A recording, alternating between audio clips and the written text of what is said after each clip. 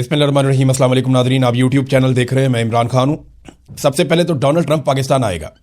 Donald Trump ने अपने मुंह से कहा कि वो पाकिस्तान आएगा, लेकिन उस सूरत में जब पाकिस्तान में कोई डील हो रही होगी ईरान के साथ। मैंने आपसे पहले अर्ज़ किया था और बार बार कहा था कि डोनाल्ड ट्रंप जंगबंदी का क्रेडिट किसी को नहीं देगा, हत्ता कि अपने नायब सदर तक को नहीं देगा। जब जंगबंदी होगी और जब कोई मामला किसी से मच जाएगा तो डोनाल्ड ट्रंप उसका क्रेडिट खुद लेगा, क्योंकि बहुत ज़्यादा डैमेज डोनाल्ड ट्रंप को हुआ है अमेरिका में।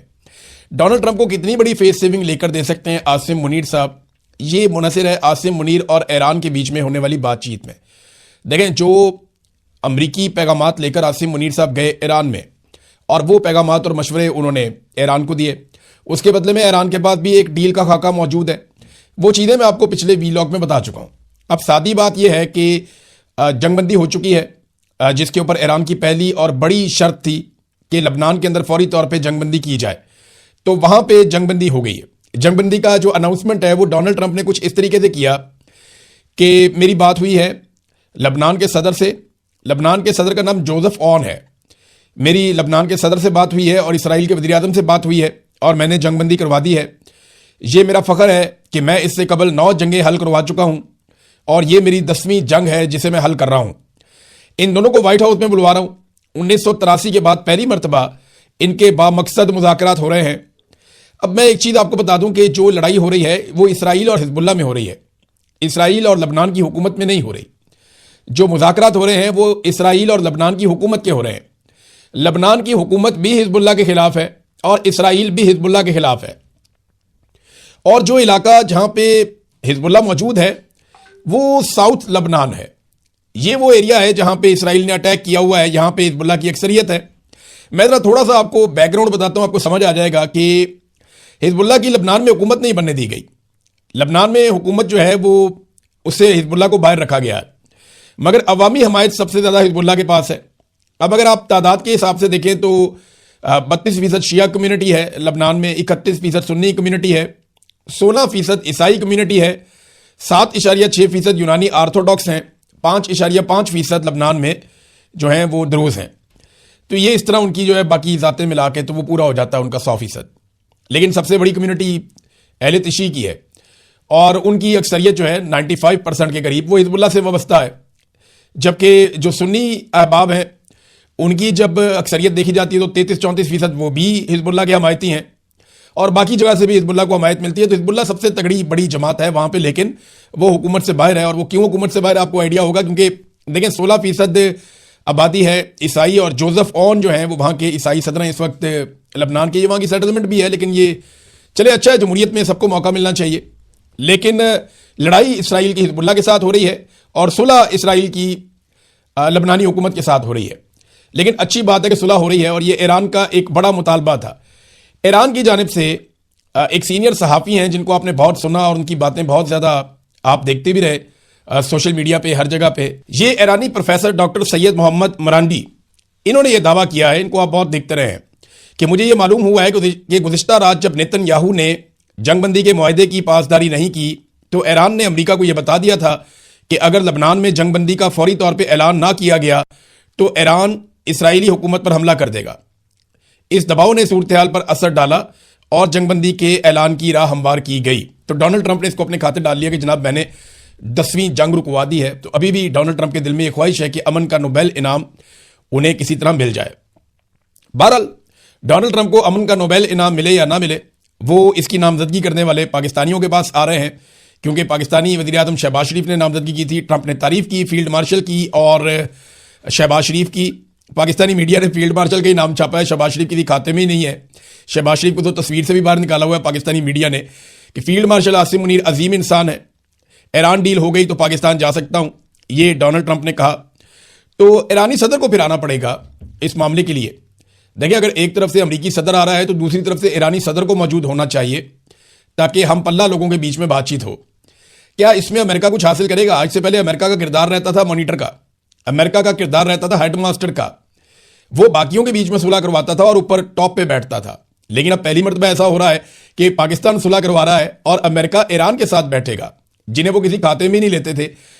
ये मुज़ाकरात हो भी जाते हैं, डोनाल्ड ट्रंप आ जाता है, उससे कुछ फेस सेविंग मिल भी जाती है, تو امریکہ کے اندر میڈیا جتنا آزاد ہے وہ ڈونلڈ ٹرمپ کو اور اس کے نیریٹو کو اڑا کر رکھ دے گا. یہ میں جانتا ہوں نا, اور آپ بھی جانتے ہیں, اور آپ ہوتا ہوا دیکھیں گے بھی کہ امریکن میڈیا کتنا آزاد ہے, اور وہ ڈونلڈ ٹرمپ کی کیا گت بنائے گا جب ڈونلڈ ٹرمپ پاکستان سے ہو کر واپس جائے گا اور ایران کے ساتھ مذاکرات کامیاب کر کے واپس جائے گا. بہرحال اسرائیلی وزیر اعظم کا کیا بنے گا؟ وہ بھی لڑائی کا ایک فریق ہے, لیکن وہ تو پاکستان نہیں آ سکتا کیونکہ پاکستان اس کو تسلیم ہی نہیں کرتا, اور ایرانی صدر یا ان کی حکومت تو کسی صورت بھی اسرائیل کے ساتھ ہاتھ نہیں ملائیں گے, ان کے ساتھ نہیں بیٹھیں گے, ان کے ساتھ بات نہیں کریں گے. تو یہاں پہ ڈونلڈ ٹرمپ کو ہی آنا پڑے گا, کچھ فیس سیونگ ڈونلڈ ٹرمپ لینے کی کوشش کرے گا, کچھ تصاویر کچھ ویڈیوز بنائی جائیں گی. تو اگر ٹرافی اٹھانے ڈونلڈ ٹرمپ پاکستان آیا بھی نا, تو مجھے ایسا لگتا ہے کہ صورتحال کو دیکھتے ہوئے ڈونلڈ ٹرمپ جو ہے وہ ایک انٹری ڈال کے نکل جائے گا, مجھے ایسا لگتا ہے. اور پھر پاکستانی ڈھول پیٹتے رہیں گے, یہ کہیں گے جناب ہم ڈونلڈ ٹرمپ کو لے کر ہم نے کمال کر دیا, یہ ہو گیا وہ ہو گیا, یہ سارا کچھ ہوگا. پاکستان کے حالات اس سے بدل جائیں گے, یہ سوال ہی پیدا نہیں ہوتا. پاکستان کے حالات تب تک نہیں بدلیں گے جب تک کہ پاکستان کی ملٹری اسٹیبلشمنٹ اپنا رویہ تبدیل نہیں کرے گی. ٹرمپ نے ایک خوشخبری سنائی اپنے سننے والوں کو. ڈونلڈ ٹرمپ نے کہا کہ ایران ایٹمی ہتھیار نہ رکھنے پر رضامند ہو گیا. بھی یہ تو آیت اللہ علی خامنئی جنہیں شہید کر دیا امریکہ نے اور اسرائیل نے بمباری کر کے, وہ تو اپنی زندگی میں فتویٰ دے چکے تھے کہ ایران کبھی بھی ایٹمی ہتھیار نہیں بنائے گا. تو ایران تو پہلے دن سے کہہ رہا ہے کہ وہ ایٹمی ہتھیار نہیں بنائے گا, اور یہ فتویٰ بھی ان کے پاس موجود تھا. اور آیت اللہ علی خامنئی کی زندگی میں تو یہ ہو نہیں سکتا تھا کیونکہ فتویٰ دیا ہوا تھا انہوں نے, اور یہ امریکنز کو شاید آئیڈیا نہیں ہے کہ فتوے کی اہمیت کیا ہے. بہرحال انہیں خود ہی شہید کر دیا, اور اب یہ جو ہے وہ ڈرم بیٹنگ کر رہے ہیں کہ جناب ہم نے ایران کو منا لیا, ایران رضامند ہو گیا کہ اب وہ ایٹمی ہتھیار نہیں رکھے گا. حالانکہ اس کے اوپر پہلے سے ان کے پاس ایک فتویٰ موجود تھا. تو فیس سیونگ ہے نا, ڈونلڈ ٹرمپ کبھی یہاں سے فیس سیونگ حاصل کرنے کی کوشش کرتے ہیں, کبھی وہاں سے فیس سیونگ حاصل کرنے کی کوشش کرتے ہیں. بہرحال جو ایک جنگ بندی کا ٹائم تھا اسرائیل اور لبنان کے بیچ میں, اس میں آپ کو ایک خبر دے دیتا ہوں کہ وہ ڈیڈ لائن ختم ہونے کے 30 منٹ بعد بھی چند دیہاتوں میں یہ رپورٹ ہوا ہے کہ اسرائیلی فوج لگاتار حملہ کر رہی ہے. دیکھیں وہ لبنانی حکومت کو بھی کوئی اتنا پرابلم نہیں ہے اگر حزب اللہ کو مارتی ہے اسرائیلی فوج مخصوص ایریاز میں, کیونکہ لبنانی حکومت کی بھی حزب اللہ کے ساتھ مخالفت ہے, کوئی اچھے تعلقات وہاں پہ ان کے ساتھ بھی نہیں ہے. ناظرین, امریکی ایوان نمائندگان میں ووٹنگ ہوئی ہے اور حیران کن صورتحال بن گئی, اور یہ بڑی ٹائٹ ووٹنگ ہوئی ہے. ڈونلڈ ٹرمپ کے لیے بڑی مشکل پیدا ہو سکتی تھی. ووٹنگ اس بات پہ کروائی جا رہی تھی کہ ڈونلڈ ٹرمپ ایران کے خلاف جو جنگ ہے وہ ختم کرے, اس کی یہ قرارداد تھی. اس کے اوپر ووٹنگ کروائی جا رہی تھی کہ جو ڈونلڈ ٹرمپ نے وار شروع کر دیا ایران کے خلاف, اس جنگ کو ختم کیا جائے. 213 کے مقابلے میں 214 ووٹ ملے ڈونلڈ ٹرمپ کو, یعنی ایک ووٹ کا فرق پڑا ہے. اور ایک ڈیموکریٹک رکن ہے جیرڈ گولڈن, اس نے ڈونلڈ ٹرمپ کے حق میں ووٹ ڈال دیا. حالانکہ اس کی پارٹی ڈیموکریٹ ہے, یہ ریپبلکن کا بھی نہیں ہے, اور ڈیموکریٹ ہونے کے باوجود اس نے ڈونلڈ ٹرمپ کے حق میں ووٹ ڈال دیا. اب اسے اس وقت امریکہ میں بہت گالیاں پڑ رہی ہیں, پوری کانگریس اور پورا ملک اس کے خلاف ہو گیا کہ یہ اسرائیلی لابی کے زیر اثر آ کر یہ ایران کے خلاف امریکی جنگ کا حصہ بن گیا, اور اس نے ووٹ ڈال دیا اس چیز کے حق میں جس کے خلاف قرارداد پیش کی گئی تھی. تو یہی وہ ایک ووٹ ہے جس نے صورتحال کو بدل دیا. ناظرین, ذرا پاکستان کے اندر خبریں ہیں, وہ بھی میں آپ کے ساتھ شیئر کر دوں. عمران خان صاحب سے ملنے کے لیے کوئی بھی رہنما اڈیالہ جیل کے باہر کل نہیں پہنچا. کس کس کا نام گیا ہوا تھا, ذرا نام آپ کو پہلے پڑھ کے سنا دیتے ہیں کہ وہ لوگ جنہیں نام دیا گیا تھا ان میں انتظار حسین پنجوتھا, ڈاکٹر بابر ایوان, سردار لطیف خان کھوسا, حامد رضا خان ایڈوکیٹ, اور سیکرٹری جنرل سلمان اکرم راجہ اور بیرسٹر گھور. یہ وہ لوگ ہیں جن کے نام دیے گئے تھے کہ عمران خان صاحب سے ملنے کے لیے اڈیالہ جیل جانا ہے, لیکن یہ لوگ اتنے مایوس ہیں کہ یہ عمران خان صاحب سے ملنے کے لیے اڈیالہ جیل کے باہر بھی نہیں آئے, یہ ملنے کے لیے گئے ہی نہیں. اب انہیں پیغام آ جاتا ہے کہ جانے کا کوئی فائدہ نہیں, آپ کو نہیں ملوائیں گے. فرض کریں یہ نہیں گئے تو اس سے ایک تاثر تو بن گیا کہ بھئی ان کی دلچسپی نہیں ہے, یہ اسٹیبلشمنٹ پہ بھروسہ کرتے ہیں کہ اگر اسٹیبلشمنٹ نے ملوانا ہوگا تو ملوا دے گی, نہیں ملوانا ہوگا تو ہم جانے کی بھی تکلیف نہیں کریں گے. پہلے سہیل آفریدی صاحب جاتے تھے, انہوں نے 10-12 چکر لگائے اڈیالہ کے, اس کے بعد وہ بھی نہیں گئے, وہ پریشر بھی ختم ہو گیا. ایسا لگتا ہے پاکستان تحریک انصاف کی لیڈرشپ بہت مایوس ہو گئی ہے, حالات یہاں تک پہنچ گئے ہیں. تحریک انصاف مفاہمت کرنا چاہتی ہے, عمران خان صاحب مزاحمت کرنا چاہتے ہیں, اور تحریک انصاف کے لوگوں کی صورتحال دیکھتے ہوئے عمران خان صاحب نے ایک پیغام بھجوایا تھا, شاید آپ لوگ وہ پیغام بھول گئے. عمران خان نے اپنی بہنوں سے کہا تھا کہ میری بہنوں سے کہنا میرے لیے آواز اٹھائیں, کوشش کریں. تو اس کا مطلب کیا ہے, وہ کیسے آواز اٹھا سکتی ہیں؟ وہ اڈیالہ کے باہر جا سکتی ہیں, وہ پاکستانیوں کو کہہ سکتی ہیں کھڑے ہو جاؤ ہمارے بھائی کے لیے, اپنے لیڈر کے لیے. وہ بین الاقوامی میڈیا کے اوپر آواز اٹھا سکتی ہیں, وہ پاکستان کے سوشل میڈیا پہ آواز اٹھا سکتی ہیں, وہ لوگوں کو یہ کہہ سکتی ہیں کہ آپ نکلے اور نکل کر احتجاج کریں عمران خان کے حق میں، اس کے علاوہ اور وہ کیا کر سکتی ہیں؟ جب وہ یہ سارا کچھ کرتی ہیں یا مزاحمت کی بات کرتی ہیں تو پاکستان تحریک انصاف ان کے خلاف ہو جاتی ہے۔ دیکھیں، جب نون لیگ زیر اطاعت تھی نا تو نون لیگ نے ایک نعرہ لگایا، نون لیگ نے کہا تھا کہ مزاحمت ہوگی تو مفاہمت ہوگی، اور پھر ہم نے دیکھا کہ انہوں نے مزاحمت کی اور اس کے بعد مفاہمت کی، اور ایسی مفاہمت کی کہ آج جوتے پالش کر کر کے وہ بہترین اقتدار میں آ گئے۔ لیکن پاکستان تحریک انصاف کی لیڈرشپ جو ہے وہ مزاحمت کے موڈ میں بالکل نہیں ہے۔ لیڈرشپ یہ دعویٰ کرتی ہے یا یہ گلہ کرتی ہے کہ لوگ نہیں نکلتے۔ دیکھیں، یہ تو اپنی ناکامی کا اعتراف ہے کہ آپ سے لوگ نہیں نکلتے۔ یہ ایک مانی ہوئی حقیقت ہے جسے عمران خان کے بدترین مخالفین بھی مانتے ہیں کہ پاکستانیوں کی اکثریت عمران خان کے ساتھ کھڑی ہے۔ اب جب ایک آدمی اتنا مقبول ہے کہ وہ جیل سے بیٹھ کر 2/3 اکثریت لے گیا، ایک آدمی اتنا مقبول ہے کہ اس کے بدترین مخالفین کہتے ہیں کہ اس کی مقبولیت کا مقابلہ نہیں کر پا رہے، اگر الیکشن ہو گیا تو ہم تباہ ہو جائیں گے۔ اتنے مقبول آدمی کی پارٹی میں ہوتے ہوئے بھی اگر آپ عوام کو نہیں نکال سکتے تو یہ تو آپ کی بہت بڑی ناکامی ہے۔ آپ تو اپنی ناکامی کا اعتراف کر رہے ہیں۔ دیکھیں، لوگوں کو نکالنے کے لیے سب سے پہلے آپ کو خود نکلنا پڑتا ہے۔ یہ بات پاکستان تحریک انصاف کو سمجھنی پڑے گی۔ انہیں لگتا ہے کہ وہ گھر سے نکلیں گے اور لوگ باہر بیٹھے ہوں گے سڑکوں پہ اور ہم جا کے ان کو جوائن کر لیں گے، تو ایسے نہیں ہوتا۔ عمران خان صاحب نے چند مہینوں میں جلسوں کی 50 کی تھی۔ مجھے یاد بھی یاد ہے 2022 میں نے اس کے اوپر ویلاگ کیا تھا کہ آج عمران خان کے جلسوں کی 50 ہو گئی ہے۔ جب عمران خان جیسا آدمی جو بہت مقبول ہے پاکستان میں، اس کو پورا پاکستان جانتا ہے، اس سے بھی لوگوں کو نکالنے کے لیے 50-60 جلسے کرنے پڑتے ہیں، تو پھر آپ کس کھیت کی مولی ہے؟ آپ کو بھی لوگوں کو نکالنے کے لیے زور لگانا پڑے گا، کوشش کرنی پڑے گی۔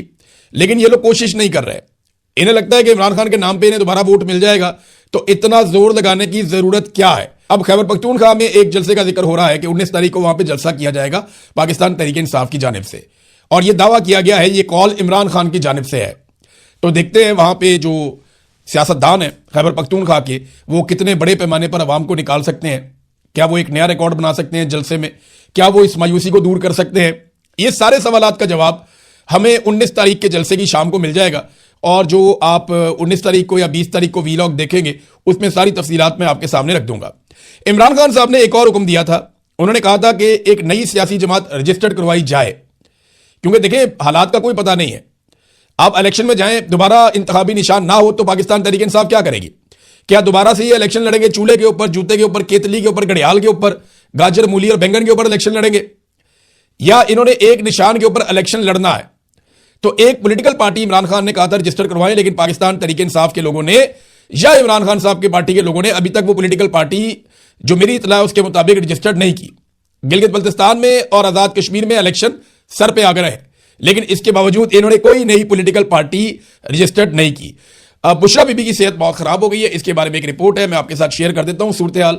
بشرا بی بی کی آنکھ کی سرجری کی گئی ہے اور مختلف ٹی وی چینلز پہ پاکستان میں یہ اطلاع دی گئی، اور یہ سرکاری ذرائع سے خبر جاری کی گئی ہے کہ اڈیالہ جیل میں قید سابق وزیر اعظم عمران خان کی اہلیہ بشرا بی بی کی آنکھ کی سرجری مکمل کر دی گئی، اور یہ بتایا گیا ذرائع کے مطابق کہ سابق خاتون اول بشرا بی بی کی دائیں آنکھ کی سرجری راولپنڈی کے ایک اسپتال میں مکمل کی گئی ہے۔